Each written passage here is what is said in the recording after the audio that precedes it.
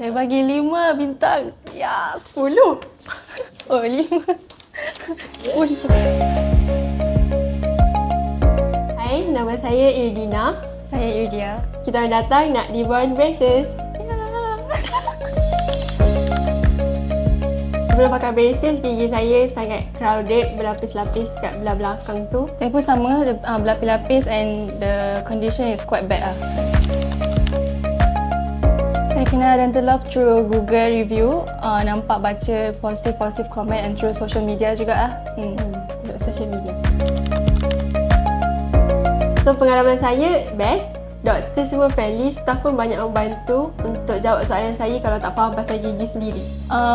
Dr. Farha is the one yang kita orang consult every month, and overall the staff and the doctor semua friendly. Kita orang saya banyak tanya soalan, dia orang pun jawab je based on my questions. Semua baik-baik saja.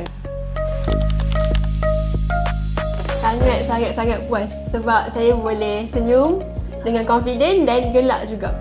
Saya pun samalah, boleh gelak freely, boleh cakap freely, tak payah nak malu-malu tutup mulut lagi macam tu.